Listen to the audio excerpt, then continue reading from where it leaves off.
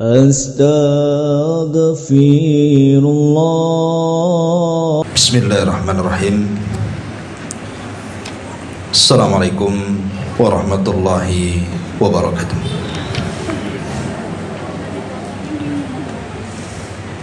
Bihamdillahi wassalatu wassalamu ala rasulillah wa ala alihi wa sahbihi wa mawalah wa la hawla wa la quwwata illa billahi wa ba'du. Alhamdulillah, di pagi ini kembali kita bisa duduk untuk bertalabul ilmi di Mushalah Al-Qadiri,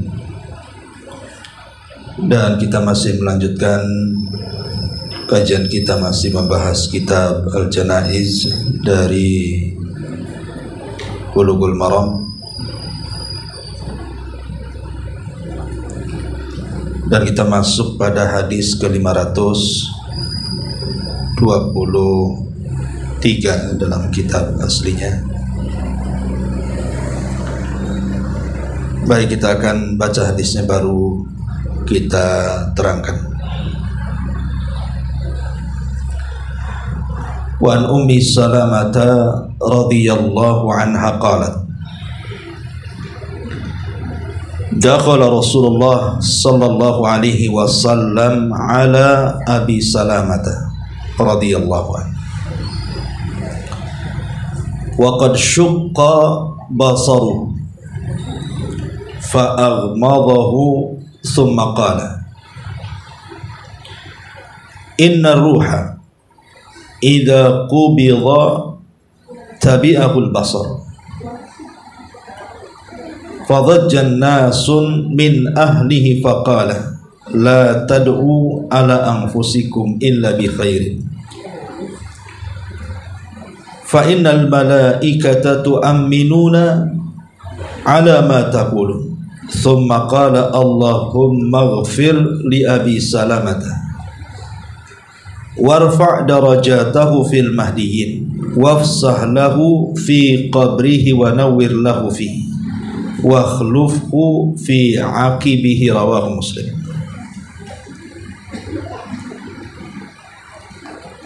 Bersumber dari Ummu Salamah radhiyallahu anha.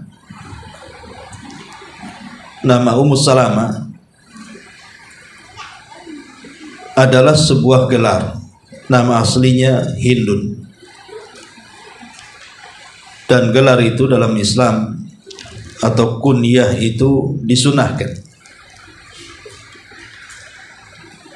Semoga Allah subhanahu wa ta'ala meridhoinya. Dia berkata, Rasulullah sallallahu alaihi wasallam satu hari masuk ke rumah Abu Salamah.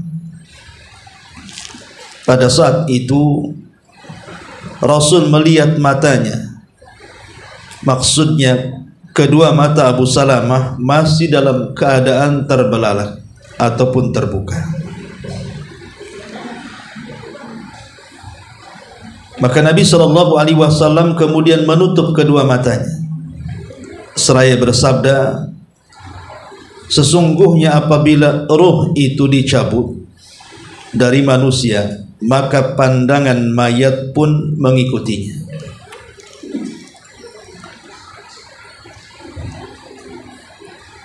Maka manusia ketika itu bersedih sehingga mereka kencang menangis.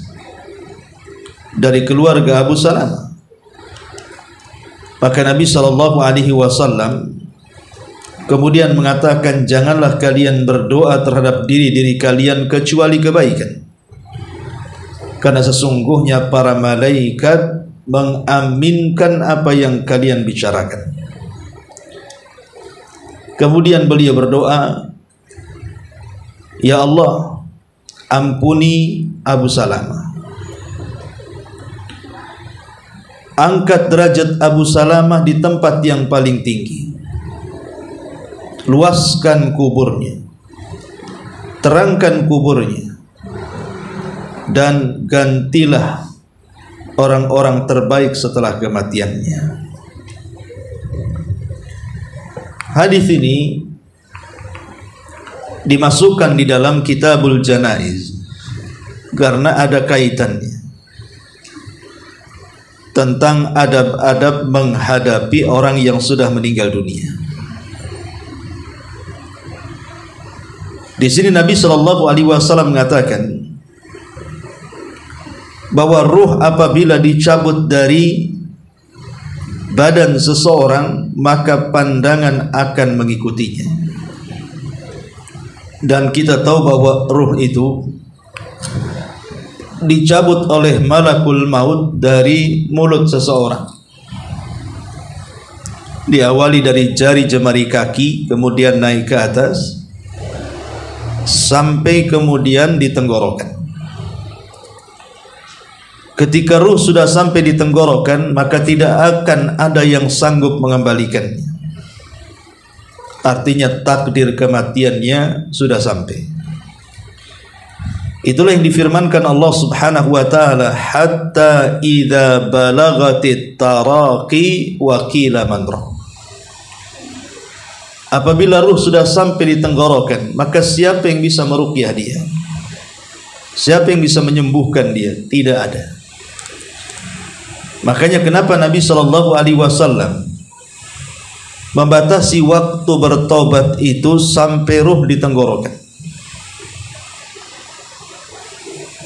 Maka apabila ruh sudah sampai di tenggorokan, maka tidak ada kesempatan lagi bertobat, karena dipastikan dia tidak mungkin hidup. Itulah yang disabdakan Nabi Shallallahu Alaihi Wasallam, Innallaha yaqbalu taubata abdin malam yughargir. Allah itu masih menerima tobatnya seorang hamba selama ruh belum sampai di tenggorokan. Kalau ruh sudah sampai di tenggorokan, dipastikan dia mati.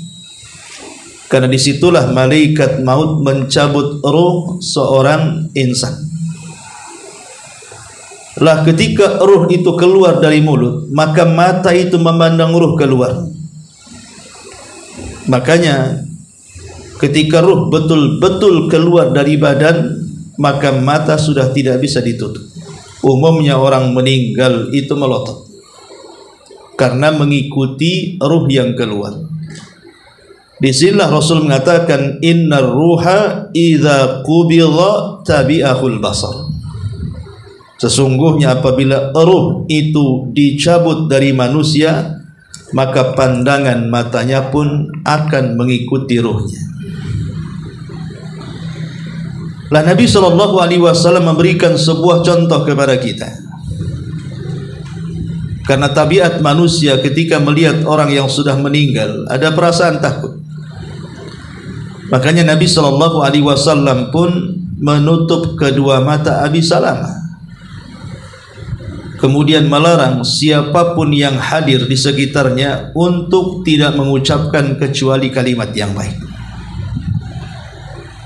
Karena umumnya kalau ada orang yang meninggal dan di sekitarnya ada orang-orang yang mencintainya terlalu dalam, mereka tidak akan puas dengan kematiannya. Terkadang di antara mereka ada yang menolak takdir. Makanya dalam Islam dilarang, tidak boleh niyah, meratapi orang mati. Karena biasanya orang yang meratap itu bicaranya ngaco. Karena biasanya mereka mengeluarkan kata-kata di luar prediksi dan kesadarannya. Karena saking ketakutan ditinggal orang yang dicintainya.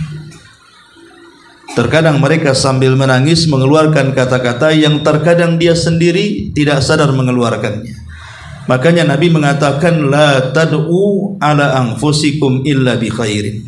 Jangan kalian mengeluarkan kata-kata kecuali yang baik. Fa innal malaikata tu'minuna ala ma taqulun. Karena saat itu para malaikat hadir dan mengaminkan semua pembicaraan orang-orang yang hadir di situ. Kemudian Nabi Shallallahu Alaihi Wasallam memberikan petua. Kalau ada orang yang meninggal, bacalah doa seperti ini. Kemudian dicontohkan lafadznya kepada Abu Salamah. Allahumma gfir li Abi Salamah. Ya Allah, ampuni Abi Salamah. warfa' darajatahu fil mahdiyin, angkat derajatnya di tempat yang paling tinggi. Wafsah lahu fi qabri, luaskan baginya kuburnya. Wa nawwir lahu fi, berikan cahaya supaya terang kuburnya. Wa khlufu fi aqibi, dan gantikan setelah kematiannya orang-orang terbaik yang ada di keluarganya. Maka ini sebuah petuah bagi kita. Kalau kita hadir di tempat orang yang meninggal, maka inilah doa yang kita panjatkan untuk orang itu. Apalagi orang itu orang terdekat kita, entah pasangan, entah orang tua, entah anak, entah kerabat. Maka katakan doa seperti ini: ya Allah ampuni dia, ya Allah angkat derajatnya, ya Allah luaskan kuburnya, ya Allah terangi kuburnya, dan gantikan manusia-manusia terbaik setelah meninggalnya. Ini yang harus diucapkan, bukan niyah, bukan malah kemudian menjerit-jerit ataupun memukul-mukul pipi, menggunting-gunting rambut, atau berteriak-teriak ala jahiliyah. Itulah makna kata Rasul, la tad'u ala anfusikum illa bi khairin. Jangan kalian mendoakan terhadap diri-diri kalian atau terhadap orang yang sudah meninggal di antara kalian kecuali kebaikan.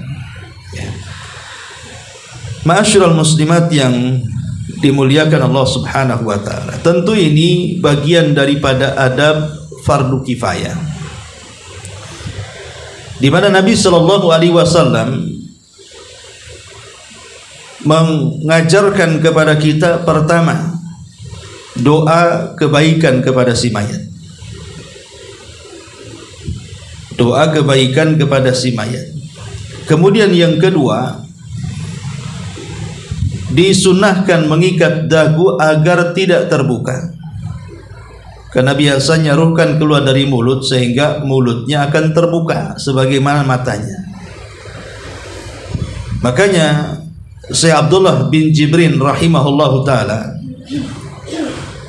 beliau mengatakan, ketika mayat meninggal maka tutuplah mulutnya, karena dikhawatirkan mulutnya terbuka ketika dimandikan dan ketika dipersiapkan, sehingga hendaknya ditutup sampai bersatu antara gigi dan mulutnya, supaya tidak masuk sesuatu ke dalam badannya, entah serangga, entah air, dan begitu seterusnya.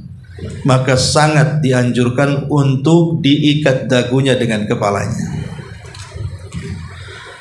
Kemudian setelah itu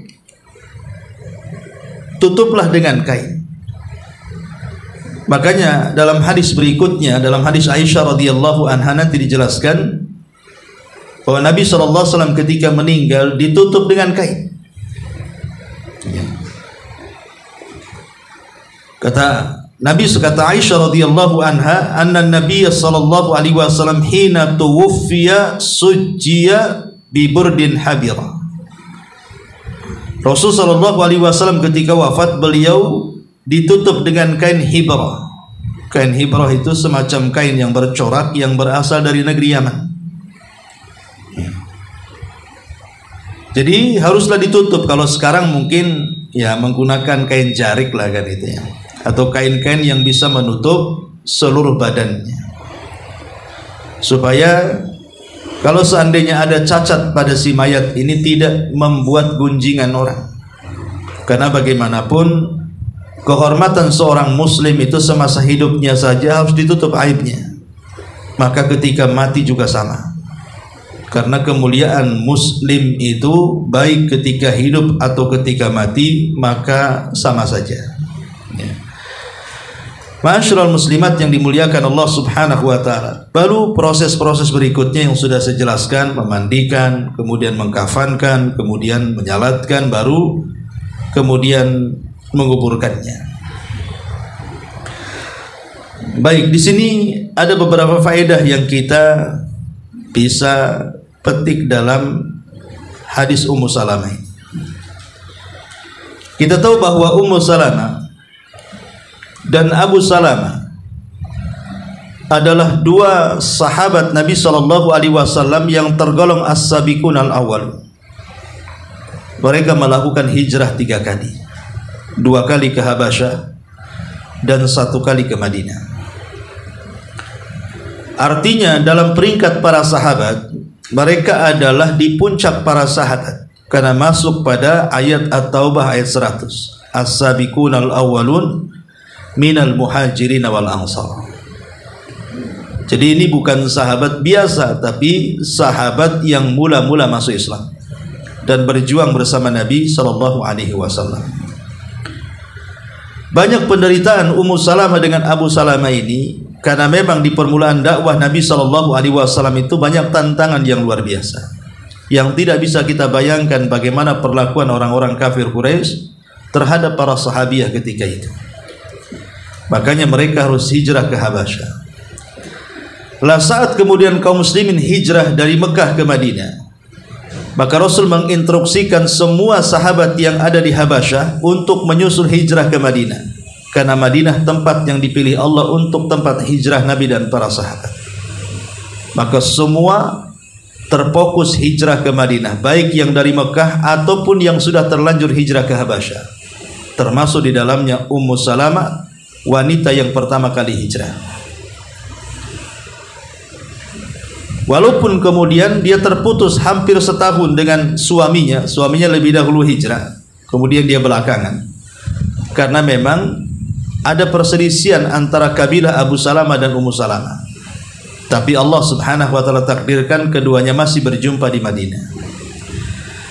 Lah setelah kemudian banyak peperangan yang dilakukan Nabi sallallahu alaihi wasallam, Abu Salamah terluka dalam peperangan yang mengakibatkan meninggal dunia.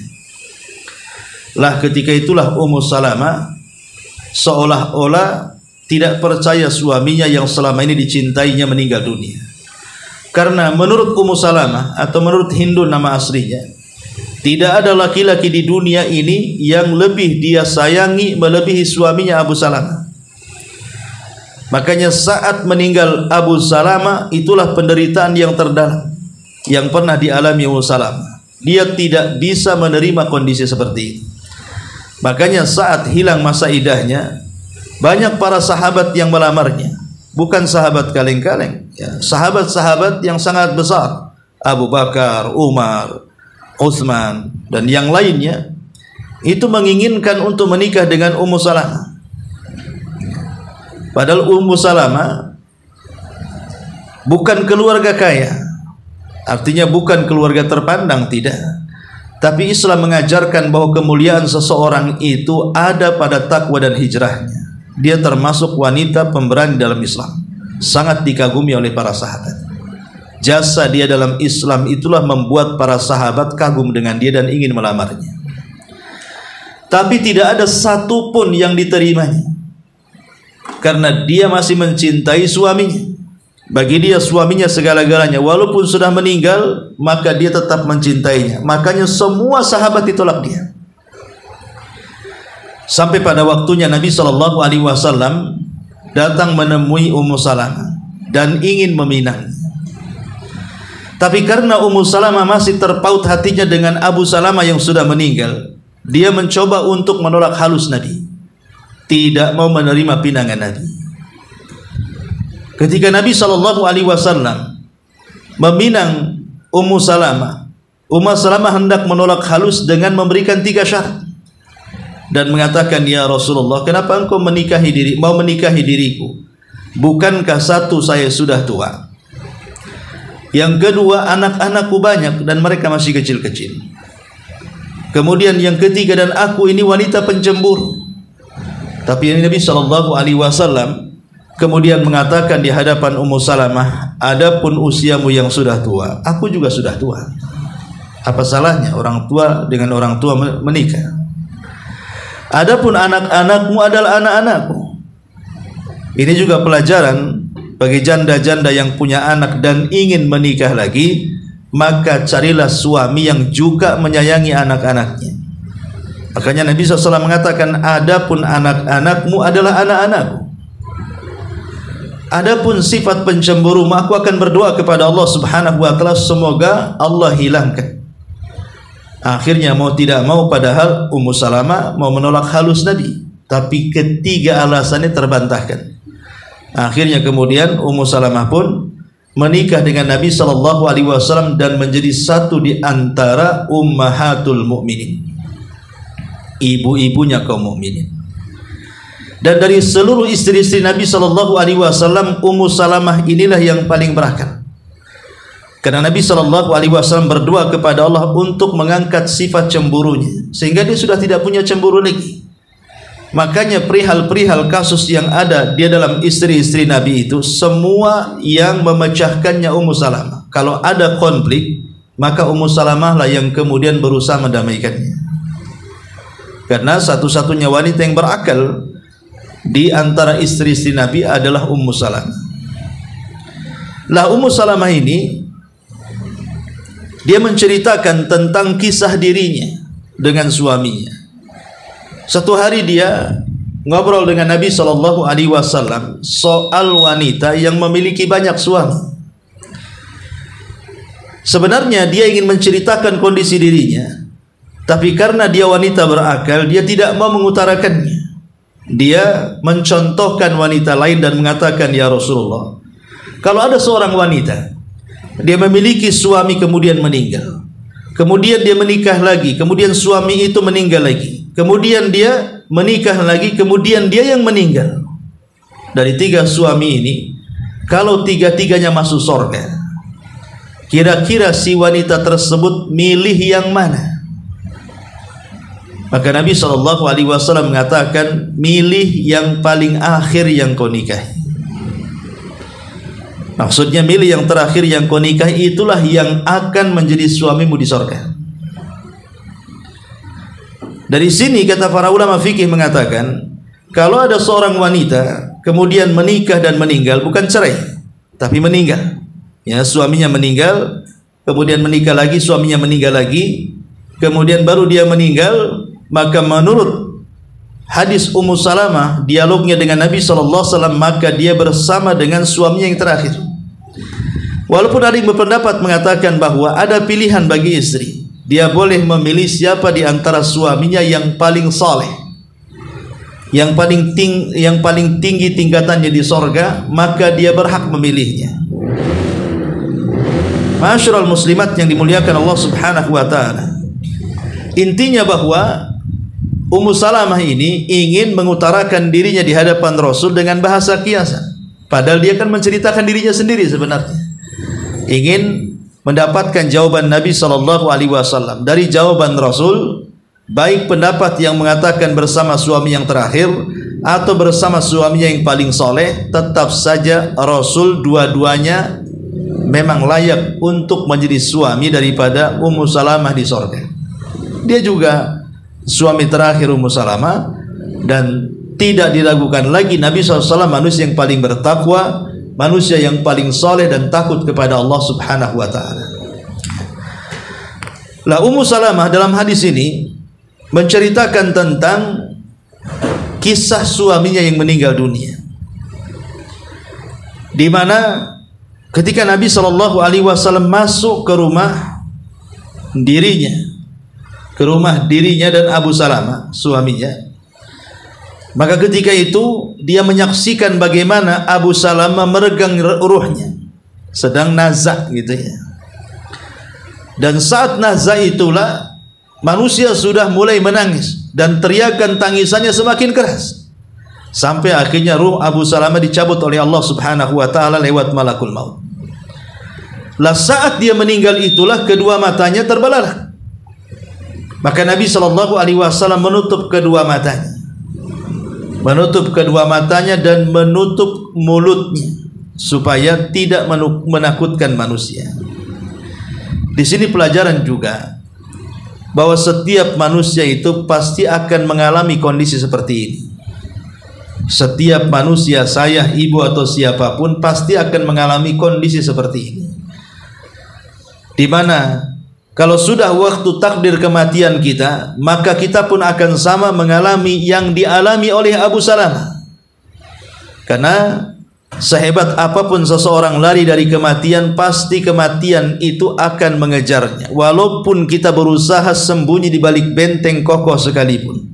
Karena Allah yang mengatakan, ainama takunu yudrikumul mautu walau kuntum fi burujim musayyadah. Dimanapun kalian berada, pasti kematian mengejar kalian, walaupun kalian bersembunyi di balik dinding. Tetapi masalahnya yang sering saya ulang-ulang, Bu, kematian itu ibrahnya adalah bukan di mana kita mati, tapi bagaimana caranya kita mati. Di mana kita mati itu nggak peduli, tapi bagaimana cara kita mati itu yang paling penting. Karena belum tentu orang yang meninggal di Mekah lebih baik daripada orang yang meninggal di Batam, ataupun orang yang meninggal di kota Madinah lebih baik dibandingkan orang yang meninggal di Mekah. Walaupun Mekah dan Madinah ini tempat suci, termasuk dua tempat haram, tapi kalau kematiannya tidak ada tanda-tanda husnul khatimah, lalu apa gunanya tempat? Pamannya ada orang yang tinggal di sana, tidak pernah sholat, jadi TKW di sana, jadi TKI, tidak pernah sholat, tidak pernah apa, kemudian meninggal di sana, maka masih mending meninggal di Batam, tetapi dalam kondisi dia sedang beramal soleh. Itulah ibrah itu, bukan di mana kita meninggal, tetapi bagaimana caranya kita meninggal.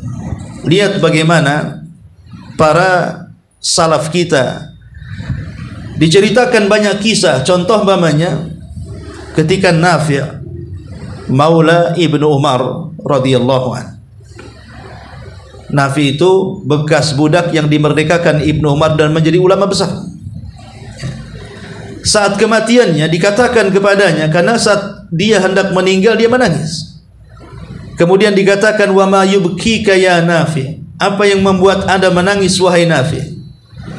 Maka dia mengatakan, tadzakkartu Sa'dan wa dhaghtatal qabri. Aku teringat dengan Sa'd bin Mu'ad dan himpitan kuburannya.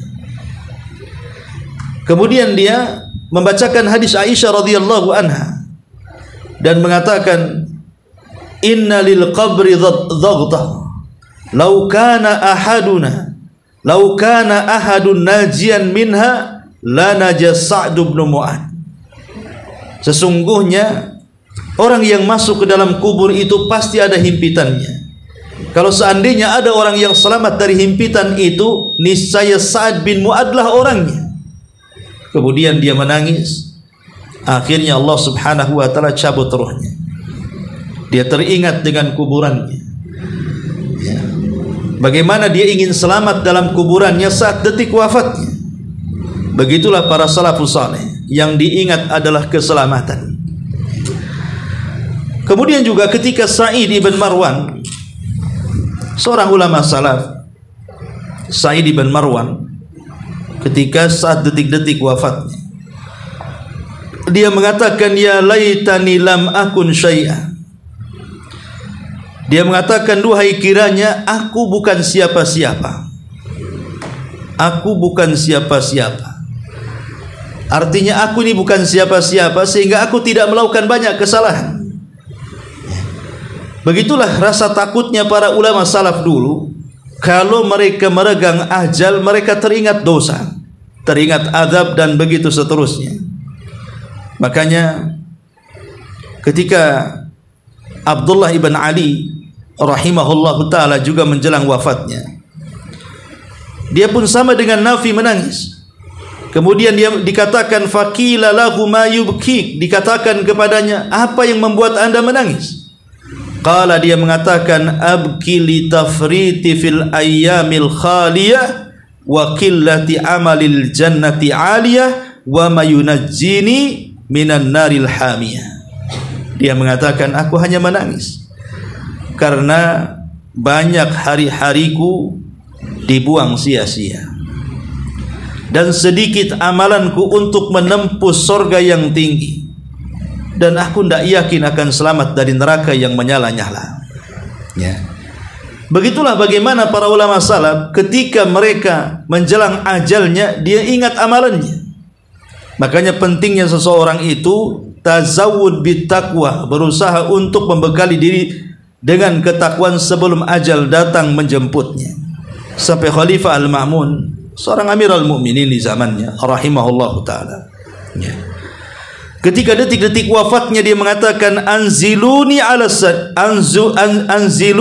min ala sari, turunkan aku dari dipan ini, turunkan aku dari dipan ini, fa anziluhu al ardi, biarkan aku menyentuh tanah.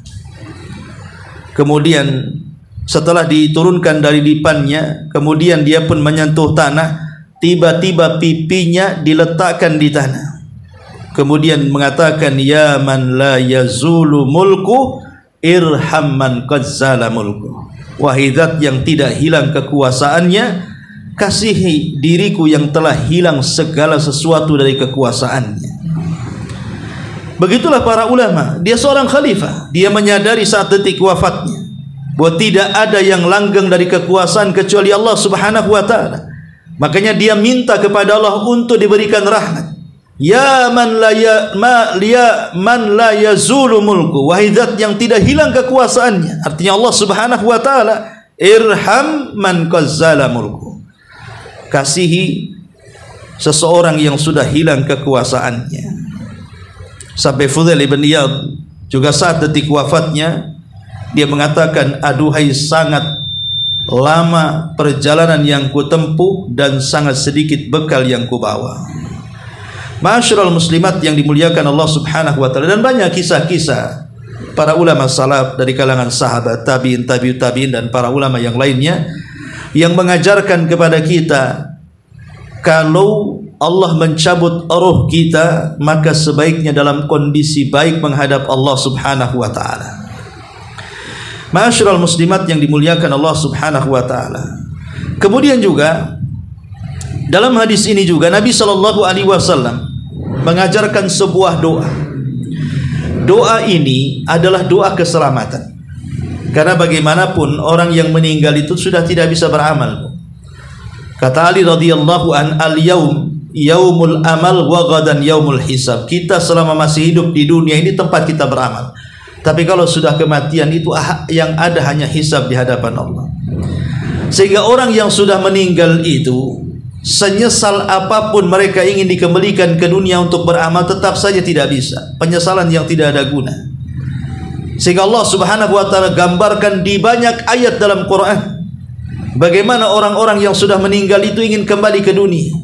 Tapi Allah katakan, kalla innaha kalimatun hiya qailuha wa min waraihi barzakhun ila yaumi yub'atsun. Sekali-kali tidak mungkin orang yang sudah mati hidup lagi. Karena antara dia ada benteng yang disebut dengan barzah yang memisahkan kehidupan dunia dengan kehidupan kubur.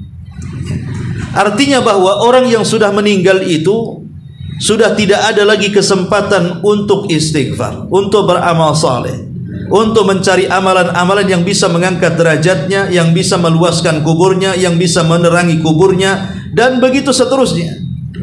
Makanya mereka hanya bisa menanti orang-orang yang hidup. Dari sini ada pelajaran besar untuk kita ini memperbaiki keluarga, mendidik keluarga, supaya ketika kita meninggal itu doa-doa mereka terbaik kepada kita. Jadi kalau kita punya suami yang saleh, anak yang saleh dan soleha, orang tua yang baik, kalaupun kita meninggal dunia, maka doa-doa mereka pasti terbaik. Di sini juga ada pelajaran bahwa kita juga disuruh mencari teman-teman terbaik. Karena hanya teman-teman terbaiklah, teman-teman yang soleh dan soleha, yang bisa kemudian mendoakan dengan doa yang baik kepada kita. Jangan mencari teman-teman yang buruk atau hidup di lingkungan keluarga yang buruk, karena keburukan itu juga akan sampai kepada kuburan kita. Makanya kenapa kemudian di sini Nabi SAW mengajarkan sebuah doa supaya direnungkan semuanya. Doa terbaik bagi orang yang sudah meninggal, pertama Nabi SAW mengajarkan kepada kita, Allahumma ghafir li Abi Salamah, minta agar orang yang sudah meninggal itu diampuni dosa-dosanya. Maksud diampuni dosanya di sini, maksudnya aibnya ditutup walaupun sudah menjemput kematiannya, dan semoga dosa-dosa yang pernah dilakukan di dunia tidak diazab setelah kiamat dibangkitkan kepadanya. Jadi Allahumma gfir, ya Allah ampuni, itu maksudnya kita minta dua hal. Pertama, ya Allah tutupi aib dia, karena betapa banyak orang yang sudah meninggal masih saja dibicarakan aibnya, masih saja dicela dan dimaki orangnya. Justru kita ini kan maunya umur kita panjang. Maksud umur kita panjang itu walaupun kita sudah meninggal, tapi kebaikannya kan masih dibicarakan. Itu yang dimaksud umur panjang. Umur panjang itu walaupun secara hakikat umurnya tidak panjang, tapi kebaikannya terus langgeng dan dibicarakan.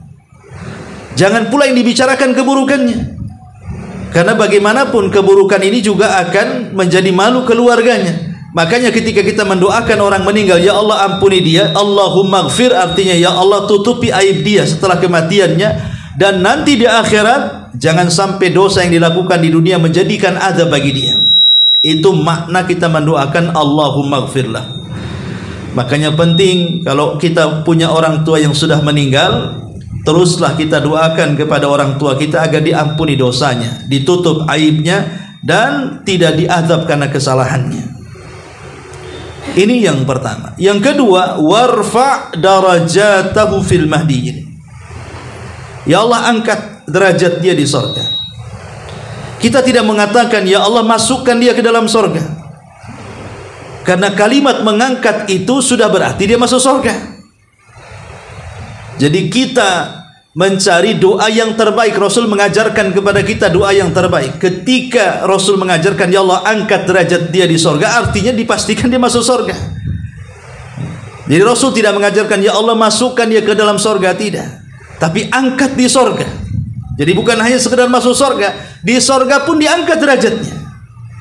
Ini doa yang paling dalam ini, yang sangat dalam yang diajarkan Nabi Sallallahu Alaihi Wasallam. Wafsah, kemudian yang ketiga wafsah lahu fi qabri, luaskan kuburnya. Di dunia saja hidup di rumah yang sempit itu berbeda dengan hidup di rumah yang luas.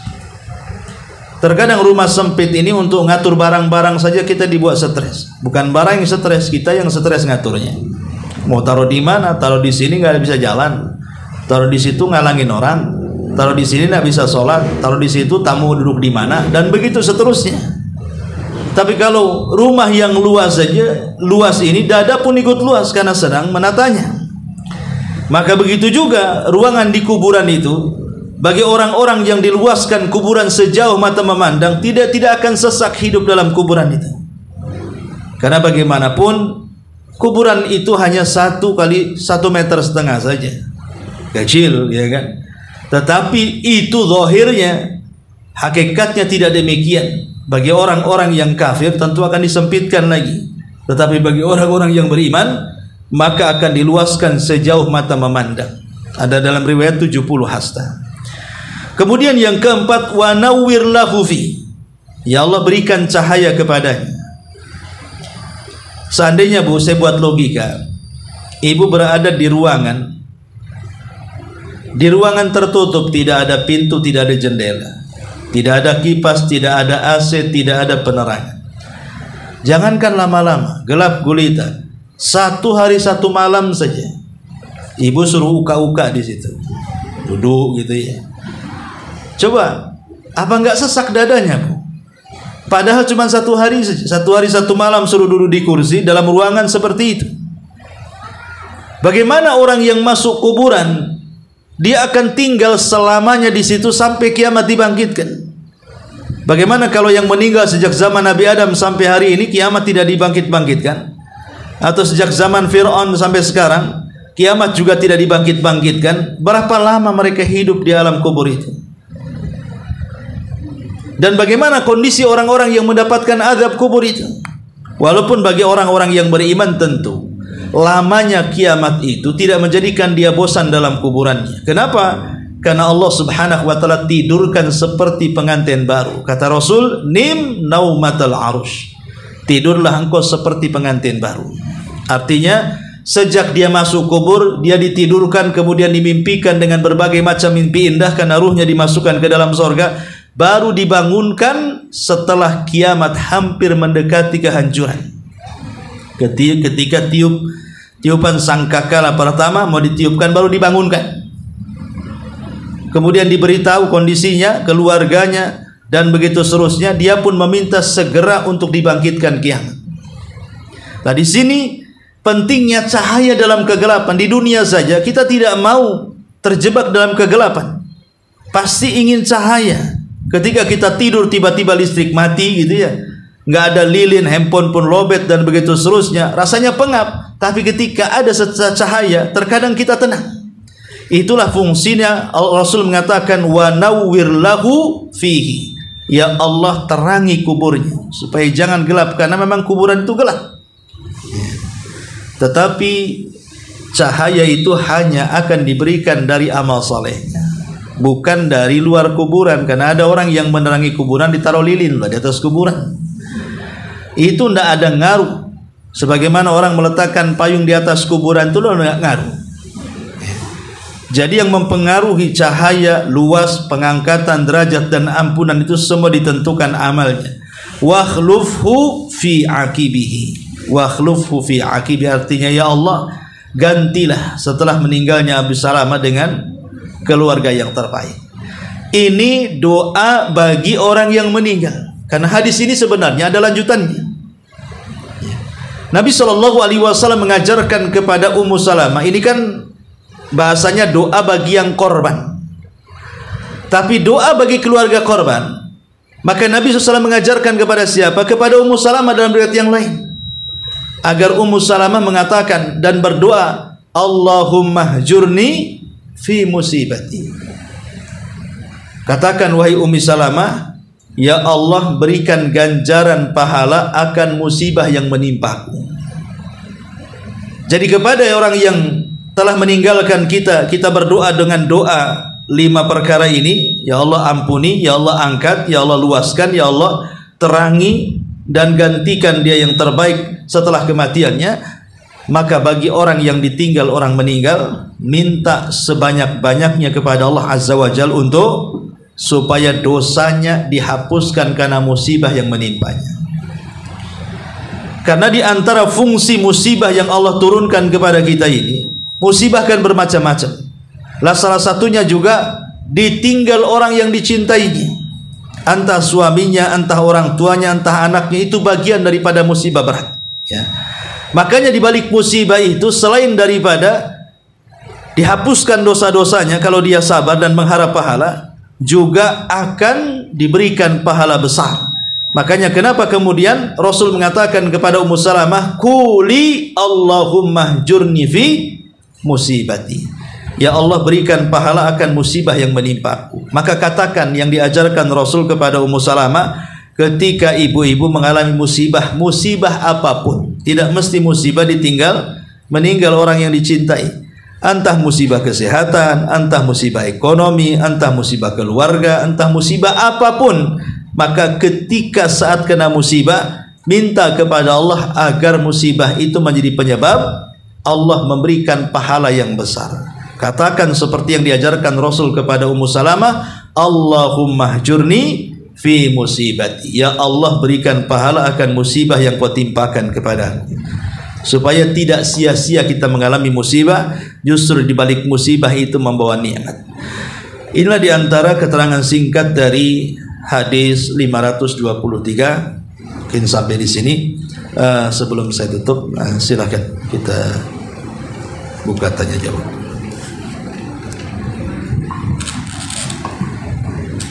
Assalamualaikum warahmatullahi wabarakatuh.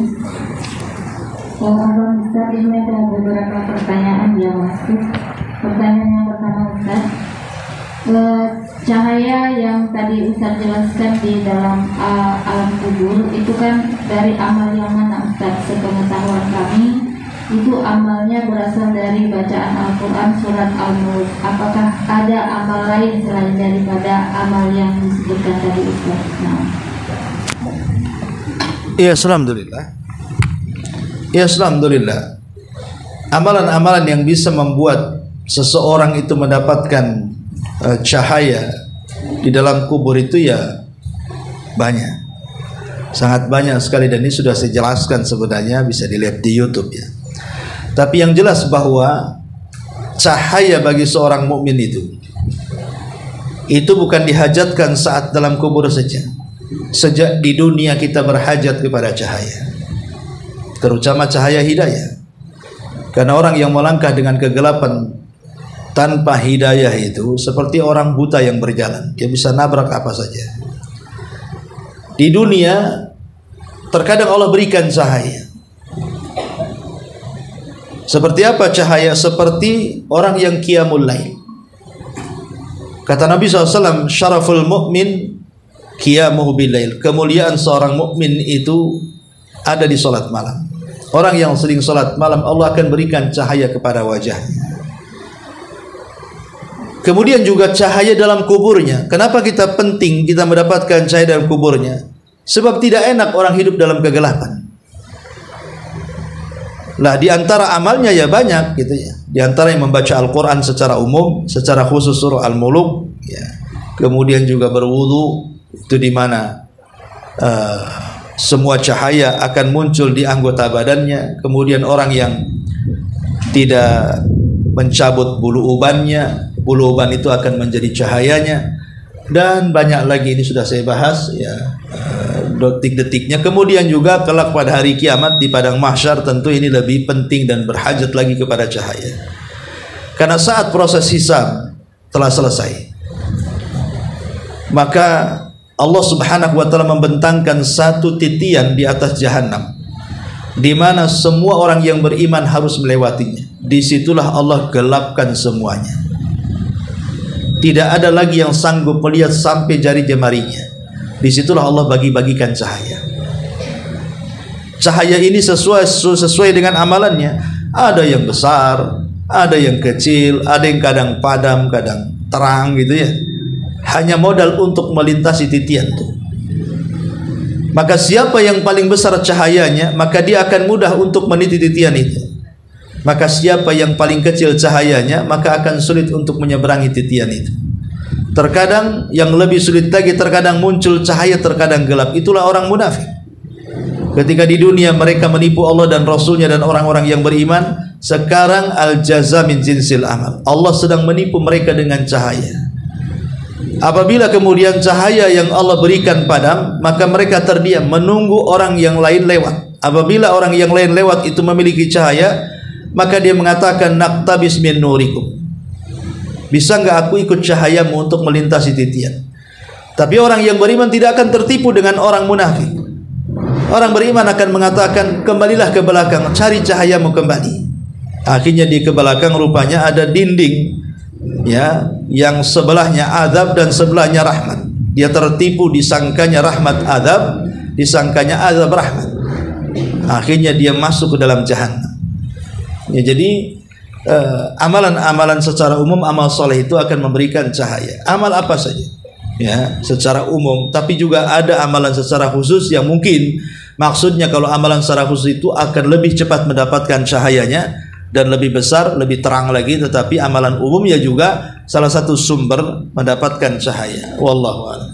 Pertanyaan berikutnya Ustaz, ini pertanyaan dari salah satu suami dari Umahat yang berada di sini. Beliau menitipkan pertanyaan begini, apakah istri Nabi itu pernah sholat berjamaah bersama Rasulullah SAW dalam hidupnya Ustaz, selama Rasulullah hidup? Ya, alhamdulillah. Istri-istri Nabi SAW ikut i'tikaf bersama Nabi. Ada yang i'tikaf ya, kecuali lagi ada halangan kan itu. Kalau orang i'tikaf di masjid ya secara otomatis juga sholat jamaah kan, walaupun tidak secara khusus. Tapi kan logikanya seperti itu ya. Kemudian hadis umum yang sudah kita jelaskan bahwa sahabiah di zaman Nabi SAW mereka datang ke masjid di waktu subuh. Dan hanya riwayat subuh saja sahabiah itu datang ke masjid. Ya termasuk dalamnya istri-istri Nabi lah. Karena istri-istri Nabi itu selain sahabiah juga mereka istri Nabi. Jadi double kalau istri Nabi. Satu sisi posisi mereka sahabat, satu sisi mereka istri Nabi. Secara umum masuk dalam hadis itu ya. Dan mustahil juga kalau seandainya mereka tidak pernah ikut sholat berjamaah. karena memang lingkungan mereka di sekitar masjid. Apalagi Rasul mengatakan la tamnau ima Allah masajid Allah. Jangan kalian larang wanita-wanita kalian berjamaah di masjid. Ini ucapan Nabi. Sampai satu hari Abdullah bin Umar radhiyallahu anhuma marah-marah dengan anaknya namanya Bilal. Bukan Bilal muadzin, Bilal anaknya Ibnu Umar. Saking cemburunya Bilal kepada istri dan anaknya, dia larang tidak boleh ke masjid. Sehingga Ibnu Umar ketika datang menemui putranya Bilal, kemudian istrinya mengadu, suaminya melarang dia masuk ke masjid. Maka kemudian Ibnu Umar menasihati Bilal putranya, jangan kau larang istri dan anak putrimu datang ke masjid, karena Rasul mengatakan la tamna ima Allah masajid Allah. Tapi Ibnu Umar mengatakan wallahi la amna, demi Allah saya akan la amna annahunna, saya akan larang mereka semua masuk masjid. Maka Ibnu Umar mengatakan, aku katakan bersabda Nabi SAW, kau katakan aku akan larang, demi Allah saya tidak akan bicara selamanya dengan kamu. Itu kata Ibnu Umar radhiyallahu anhu. Kemudian dia pergi. Ya, sedang marah sama anaknya gara-gara melarang istrinya ke masjid hanya gara-gara cemburu. Ya. Boleh seorang wanita ke masjid selama memenuhi syarat, dan syarat-syarat itu kan sudah dijelaskan oleh para ulama. Jadi logikanya tidak mungkin istri Nabi tidak pernah sholat jamaah. Ya, apalagi sholat id, dimana sholat id kan suruh keluar semuanya. Ketika sholat id itu sampai Rasul saja wanita pingitan, wanita haid aja suruh keluar, masa istrinya nggak keluar? Kan logika-logika itu kan bisa dipakai. Wallahu a'lam. Pertanyaan yang ketiga, Ustaz, apakah amalan anak yang saleh walaupun dia tidak meniatkan pahala dari amalnya itu untuk orang tuanya bisa mendapatkan pahala dari amal-amal anaknya yang masih hidup di dunia itu secara langsung otomatis dia mendapatkan, Ustaz? Iya, secara otomatis, alhamdulillah. Karena bagaimanapun anak itu adalah hasil daripada orang tuanya. Keberadaan anak itu ditentukan karena ada orang tuanya. Kalau tidak ada orang tua, tidak ada anak. Makanya anak itu walaupun tidak berdoa, ya Allah ampunilah orang tua saya, tapi dengan amal soleh dia sudah secara otomatis itu amal jariah yang sampai kepada orang tuanya. Karena wujudnya anak itu karena ada orang tuanya. Selama orang tuanya mati dalam kondisi mukmin. Lain kalau dalam kondisi kafir, ya tidak mungkin lah kan itu. Tapi kalau orang tuanya muslim, anaknya juga muslim, tanpa harus mendoakan pun, maka amal soleh anaknya dipastikan itu akan sampai kepada orang tuanya. Apalagi mendoakan. Tetapi kan mendoakan ini bagian daripada adab sebenarnya. Adab seorang anak kepada orang tua dalam kondisi bakti dia kepada orang tua setelah kematiannya dengan cara doa. Ya, tapi kebaikan dia sebenarnya kalau dia menjadi anak soleh itu akan menjadi pujian bagi orang. Itu anak siapa? Anak si Anu, padahal si Anunya sudah meninggal. Harumnya akan sampai kepada orang tuanya kalau dia berbuat baik kan itu. Beruntunglah si Anu ibunya Anu itu punya anak yang soleh. Ya, walaupun sudah nggak ada orang tuanya tapi dia baik, tetap orang tuanya mendapatkan kecipratan pujian orang. Artinya secara pujian saja sudah dapat. Tapi Rasul sendiri mengatakan bahwa anak itu min kasbi abi. Ya, maksudnya dari usaha orang tuanya. Ketika sebagian para ulama mentafsirkan wa allaisa lil insan illa ma sa'a, bahwa manusia wafat itu tidak ada yang dibawa kecuali apa yang diusahakannya, maka Imam Ibnu Katsir rahimahullahu taala menukilkan banyak pendapat para ulama, dan anak itu bagian daripada usahanya. Berarti kalau anak bagian daripada usahanya, berarti apapun yang dilakukan anak itu akan sampai kepada orang tuanya. Apakah anak baik atau anak jelek? Maksudnya apakah anak yang soleh atau anak yang tidak soleh, tetap orang tuanya kecipratan. Makanya kenapa kemudian para ulama mengatakan kalau orang tua itu sudah berusaha mendidik anak sebaik mungkin, sudah berusaha sekuat tenaga dia, waktu, tenaga, biaya semua ia kerahkan, Allah takdirkan anaknya tidak berhasil, tidak menjadi anak yang soleh dan soleha, maka orang tuanya tidak mungkin dibawa-bawa. Karena dia sudah ada upaya, berarti memang dia jahat karena takdir. Ya. Tapi kalau seandainya orang tuanya lalai, sama sekali tidak mengajari dia sehingga dia jahat, maka kejahatannya akan mengalir terus kepada orang tuanya. Dan dia akan ditanya pertanggungjawaban di hadapan Allah. Kullukum ra'in wa kullukum mas'ulun ra'iyati. Setiap kalian pemimpin dan akan ditanya soal kepemimpinan kalian. Ya, tapi kalau seandainya sudah berusaha kemudian dia baik, maka kebaikannya akan mengalir kepada orang tuanya. Wallahu a'lam. Apa Ustaz, ini satu lagi? Iya. Pertanyaan yang terakhir begini Ustaz. Orang yang sudah meninggal selalu di dalam sebuah hadis disebutkan dia ingin kembali ke dunia dan ingin beramal sedekah. Kenapa dia memilih amal sedekah Ustaz, tidak amal yang lain? Ya, alhamdulillah. Sebagian para ulama menjelaskan kenapa yang pertama kali disebut oleh orang yang sudah meninggal kalimat fa'as-saddaqah, dan aku ingin menjadi orang-orang yang ahli sedekah. Karena memang amalan yang paling manfaat bagi orang yang sudah meninggal itu adalah sedekah. Kan sering saya katakan ada dua amalan yang bermanfaat kepada orang mati yang tidak ada khilaf ulama satupun, tidak ada perselisihan ulama satupun, ijma' para ulama. Pertama doa, yang kedua sedekah. Cuman dua ini saja. Kalau kita ingin beramal saleh yang amal itu dipastikan sampai kepada orang yang meninggal, cuman dua, doa dan sedekah. Adapun yang lain itu perselisihan ulama. Yang lain itu seperti puasa untuk orang mati, kurban untuk orang mati, baca Quran untuk orang mati, haji untuk orang mati, dan begitu seterusnya. Itu semua diperselisihkan. Ada yang mengatakan sampai, ada yang mengatakan tidak. Tetapi khusus sedekah dan doa itu tidak ada khilaf ulama, dipastikan sampai. Makanya kalau ada orang tua meninggal dunia, kalau ingin ngirim pahala kepada mereka, sedekah. Itu jelas tuh. Atau doa, itu pasti. Selain itu diperselisihkan ulama. Ini yang disepakati. Ya, tentu ada alasannya kenapa mesti sedekah. Ya, kenapa mesti sedekah? Karena sedekah itu kan kalimat umum ya. Sedekah itu tidak mesti dengan uang. Dia mencakup semua amal soleh. Ya, senyum sedekah. Bacaan tasbih, tahlil, takbir, takmir sedekah, bagian daripada zikir. Ya. Kemudian juga mengajak manusia kepada kebaikan, mencegah manusia kepada keburukan juga sedekah. Sampai hubungan suami istri disebut sedekah. Ya. Apalagi dengan uang, ya lebih sedekah lagi. Jadi kalimat sedekah ini umum, mencakup semua kebaikan, itu masalahnya. Makanya dia ingin bersedekah. Ya. Karena sekali lagi sedekah itu tidak mesti dengan uang. Bisa dengan tenaga, ya kan? Bisa dengan pikiran, bisa dengan ilmu, menyumbang tenaga, menyumbang waktu, macam-macam. Jadi semua namanya kebaikan itu masuk dalam nama sedekah.